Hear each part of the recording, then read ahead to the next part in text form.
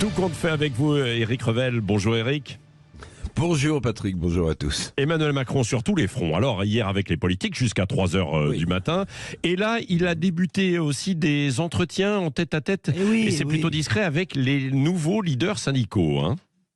Eh oui, autant la réunion avec les leaders politiques fait du bruit, autant celle avec les syndicalistes, moins. C'est beaucoup plus discret. Le chef de l'État essaye de renouer le dialogue avec les trois plus importants leaders syndicaux. Il a reçu donc à l'Élysée mardi, peu de gens en ont parlé, il a reçu en tête-à-tête la nouvelle patronne de la CGT, Sophie Binet, élue en mars dernier.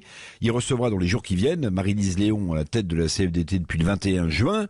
Et puis est programmée aussi une rencontre, toujours en tête-à-tête, discret, avec Patrick Martin, le nouveau leader de l'organisation patronale du MEDEF, qui a pris lui ses fonctions le 6 juillet dernier. Alors pourquoi ces rencontres à l'Élysée discrètes ? Parce que depuis le passage en force, bien sûr, sur la réforme des retraites, disons qu'une profonde défiance des syndicats de salariés envers l'exécutif est maintenant installée. Donc Macron veut recoller les morceaux pour la CGT. Sophie Binet a mis en garde le président, on le sait, face à la gravité de la situation dans le pays. Évidemment, les sujets d'inquiétude sont multiples. Oui. Qu'a dit la leader de la CGT à Emmanuel Macron alors ? Alors, d'après ce qu'on sait, Patrick, on n'y était pas, évidemment. La leader de la CGT a abordé la question des services publics, notamment en demandant un plan d'urgence pour les hôpitaux. On a vu ce qui s'est passé cet été encore dans les services d'urgence des hôpitaux français. Sophie Binet a redemandé aussi, un référendum sur les retraites.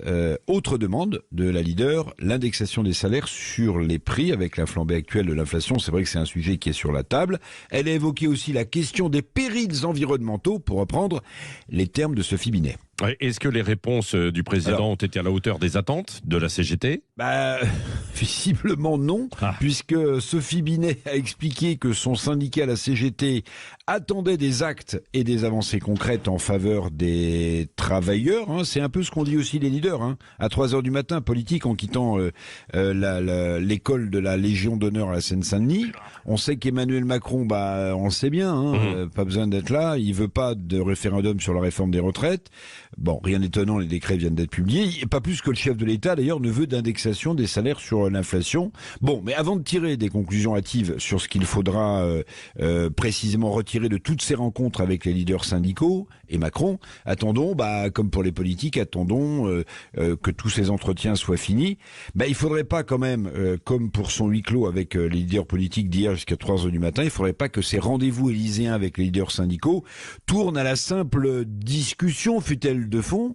Il faut des actes. Macron, lui aussi, il a besoin d'action. Il lui reste 4 ans de quinquennat, vous le savez, ça va être long, face à des situations difficiles. Évidemment, les Français, eux, ils ne veulent pas d'immobilisme, ni les politiques, ni les leaders syndicaux, et encore moins les Français.